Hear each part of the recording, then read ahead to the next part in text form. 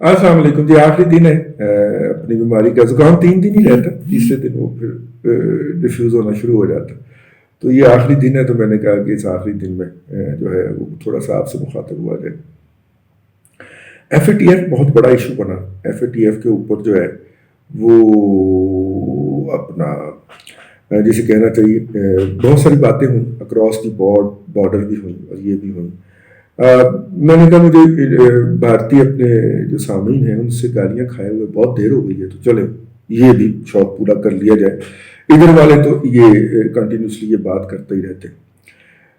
دیکھیے، ہم جو جمہوریت کے ساتھ محبت کرنے والے لوگ ہیں یا اس کے لیے قربانیاں دیتے ہیں پاکستان کے اندر، ہمارے لیے ایک بہت بڑا آرگومنٹ تھا ہمارے ہاتھ کے اندر کہ بھارت کے اندر دیکھیے کنٹینیوٹی آف ڈیموکریسی ہے، فوج کبھی مداخلت نہیں کرتی ان کے معاملات کے اندر، تو لہذا اس کے نتیجے میں وہ اقتصادی طور پہ معاشی طور پہ کتنے آگے جا رہے ہیں. یہ اسٹرانگ آرگومنٹ تھا پاکستان کے ڈیموکریٹس کا.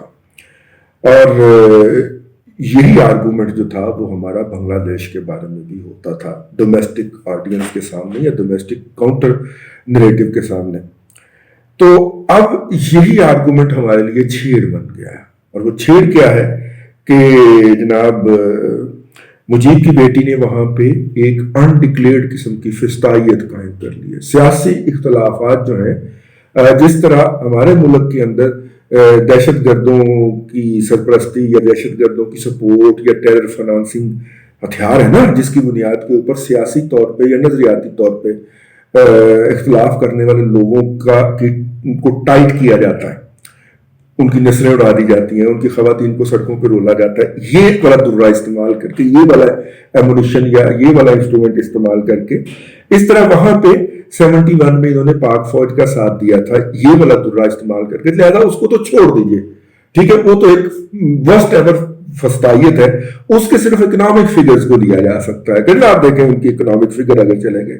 یہ جو انڈیا میں ہمارے ساتھ ہاتھ ہوا ہے نا پاکستان کے ڈیموکریٹس کے ساتھ، یہ بڑا خوفناک. اور وہ خوفناک یہ ہے کہ مودی جیسی فسطائیت کی موجودگی میں بھی معاشی ترقی حاصل کی جا سکتی ہے. آپ کیا بات کرتے ہیں، جمہوریت کہاں ضروری ہے؟ ٹھیک ہے، اب آپ اس پہ چلتے رہیے کہ جناب وہ پہلے وہاں پہ جمہوریت ہی تھی. یہ جو رائٹ ونگ ایکسٹریمزم ہے، جو کہ خواب دیکھا کرتا تھا کہ کبھی ہم بھارت میں برسر اقتدار آئیں گے، اور بھارت ایک سیکولر سوسائٹی ہوا کرتی تھی ونس اپون اے ٹائم، اگرچہ بہت سارے لوگ ایگری نہیں کرتے کہ وہاں پہ اپنی کلاس سے اگلی کلاس میں جانے کے لیے آپ کی نسلیں لگ جاتی ہیں. ہمارے ہاں جو ہے بیکاز آف اینی ریزن کہ بندہ ایک ہی جنریشن کے اندر ٹاپ کلاس میں جمپ کر سکتا ہے، وہاں پہ تو آپ کلاس چینج نہیں کر سکتے جلدی کہیں. تو خیر، کہنے کا مطلب یہ بہت سارے ہڈن بیریئرز ہیں وہاں پہ سوسائٹی کے اندر بھی، اپنا وہ بھی چینج کرنے کے لیے بھی وہ اپنی جگہ پہ موجود ہے، اگرچہ وہاں پہ بڑی اسٹرانگ مڈل کلاس ہے. تو پاکستان میں جو حکومت نے آتے ہی فائنینشیل کرنچ کریٹ کیا یا معاشی طور پہ معیشت کو تباہ و برباد کیا، تو اس کا سب سے بڑا بینیفیشری کون ہوتا ہے؟ Middle class. تو مڈل کلاس ڈپلیٹ ہونا شروع ہوئی. مڈل کلاس ہی بیسیکلی ڈیموکریسی کی کسٹوڈین ہوتی ہے، وہ اس طرح کی چیزیں ڈیمانڈ کرتی ہے، سوسائٹی کو لے کے چلتی ہے. تو مڈل کلاس اڑا دی جائے نا، ایک صاحب لوگ، ایک ان کے ملازمین، بس بات ختم. یہ جو مڈل کلاس ہے درمیان میں، اس کو فارغ کر دیا جائے. تو اب یہ والی صورتحال ہے. ایف اے ٹی ایف کے حوالے سے کراس بارڈر کافی زیادہ بات ہوئی، کیونکہ ادھر بھی اے آر وائی ٹی وی کی ایکسٹینشن موجود ہے انڈیا کی پرلی طرف. تو جو ارت برت شرط انہوں نے بولا اس کا جناب ادھر سے بھی پھر اے آر وائی نے جو ہاتھ دینا تھا، ہم چپ کر کے تماشا دیکھتے ہیں. ہم یہ بات پہلے کہہ چکے ہوئے تھے، اور ابھی بھی وہ فائنل اجلاس کا کاؤنٹ ڈاؤن سامنے نہیں آیا. ہم یہ بات کہہ چکے ہوئے ہیں کہ پاکستان کے دوست پاکستان سے ناراض ہیں، اور اگر ووٹنگ کے وقت وہ ادھر ادھر بھی ہو جائے تو اس میں کوئی اچنبے کی بات نہیں ہوگی. لیکن بات اتنی بھی خراب نہیں تھی جتنی کہ، کیونکہ اے آر وائی تھا نا، وہ انڈیا کا اے آر وائی تھا جس نے خبر دے دی. ٹھیک ہے، تو وہ انڈیا کا 92 تھا جس نے خبر دے دی. تو نتیجے کے طور پہ ہمارا بھی اے آر وائی اور 92 کی غیرت جاگ پڑی. میں ادھر بھی واٹس ایپ آئے، ادھر بھی واٹس ایپ آئے، تو شروع ہو گئے.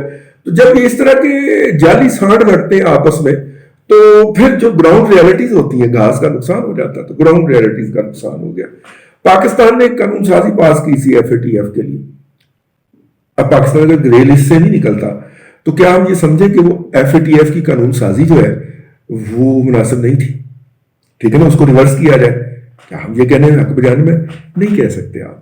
دیکھیے پچھلے 20 سال ہم نے اس قوم کے ہر گھر میں گھس کے, ہر 5ویں گھر کے اندر گھس کے سرکاری اداروں نے, پہلے تو ہم نے ادارے کریٹ کیے نا, ریٹائرمنٹ کے بعد ہم یہاں پہ آ کے بیٹھ گئے, ہم یہاں پہ آ کے بیٹھ گئے, اور اس کے بعد پھر اب پیسے کوئی نہیں ہے, امریکن بھی نہیں دے رہے, تو کیا کیا جائے, لوگوں کو لوٹا جائے.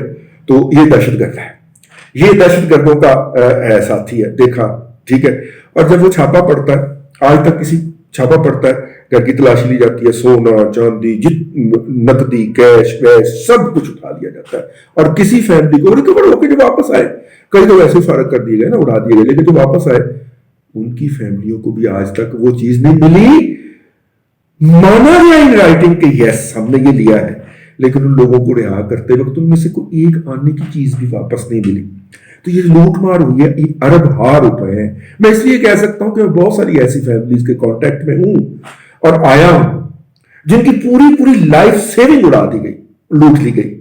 ٹھیک ہے, اب 20 سال تک اب ہم وار اگینسٹ ٹیرر کا ترانہ پڑھ کے 70,000 14, یہ سب جھوٹ تھا, یہ جھوٹ ہے, میں چیلنج کرتا ہوں, یہ جھوٹ ہے, یہ بکواس ہے. لیکن ہم بھی چپ کر کے بیٹھے ہوتے ہیں پروگرام کے اندر جب لوگ 70,000 کا تانا پڑھ رہے ہوتے ہیں, بیکاز اس کا کوئی اتھینٹک فگر ہے ہی نہیں. ٹھیک ہے نا, آپ نے جو مارے ہیں جے ایف تھنڈر کے ذریعے ناردرن ایریا, وہ کیا کہتے ہیں فاٹا کے اندر, وہ بھی شامل کر لیں تو 70,000 نہیں ہے. کیوں 70,000 کا فگر گڑا گیا؟ وہ کئی لوگ تو لاکھ تک لے گئے نا, 70,000 کا فگر کیوں گڑا گیا؟ زیادہ فگر ہوگا تو زیادہ ادائیگی ہوگی نا. آپ نے نوٹ نہیں کیا, جیسے ہی امریکہ کی طرف سے کولیجن سپورٹ فنڈ بند ہوا ہے, فگر 70,000 پہ رک گیا, حالانکہ کارروائیاں نہیں رکی.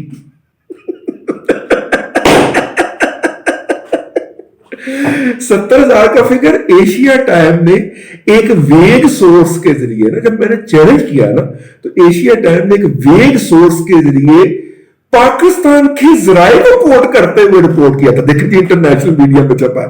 میں نے کہا کہ آپ پورا فکرہ پڑھ لیں نا, انکنفرمڈ ویگ سورسز کلیمڈ, ٹھیک ہے نا, ایشیا ٹائم کی سٹوری تھی.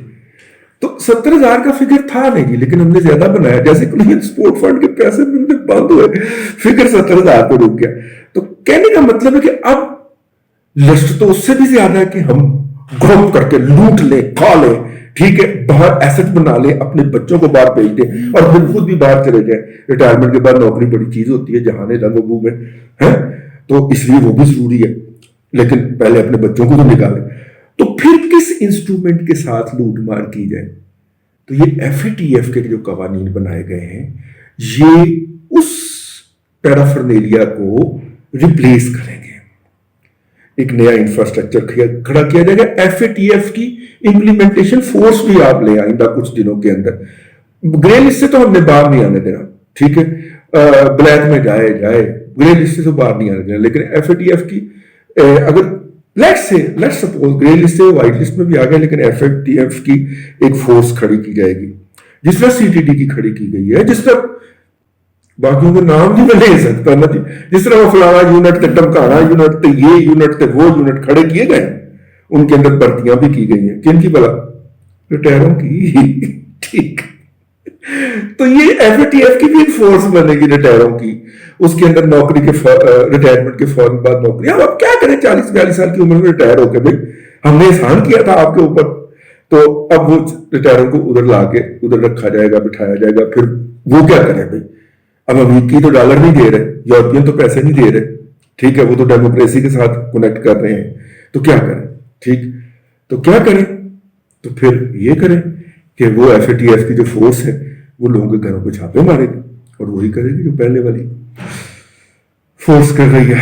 اللہ نہ کرے یہ جو قانون ہے جس کے تحت آپ کسی کو بھی پکڑ کے 180 دن کے لیے غائب کر سکتے ہیں, اور اس کسی کو بتانے کے بھی نہیں ہے. اللہ نہ کرے کہ یہ قانون جو ہے امپلیمنٹ ہو, لیکن یہ قانون اگر امپلیمنٹ ہو جاتا ہے تو سوسائٹی کے اندر تباہی پھر جائے گی, بہت خوفناک تباہی پھر جائے گی.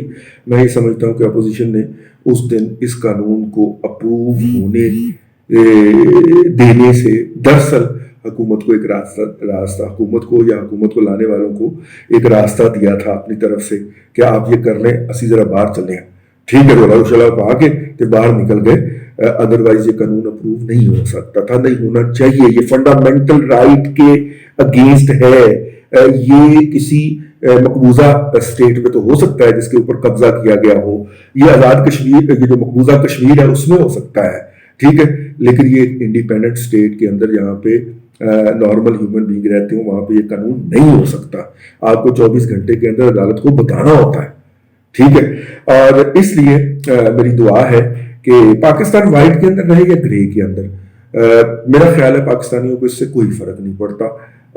اصل فرق جو پڑتا ہے وہ اس چیز کا ہے، جو قانون FATF کے نام کے اوپر اس رجیم نے اپنے ہاتھ میں لے لیا ہے، اور جتنے کے ظرف کے یہ مالک ہیں اور جتنے کے وہ مطلب کہ 100 سال کے اندر پہلی دفعہ ان کا فلوک لگا ہے کہ کسی مملکت کے اندر ان کے لوگ جو ہیں دونوں ٹاپ پوزیشنز پہ آ کے بیٹھ گئے۔ بات اشاروں کرایوں میں سمجھ جایا کریں، ٹھیک ہے، نہ مینو نہ مرندہ شوق ہے، ٹھیک۔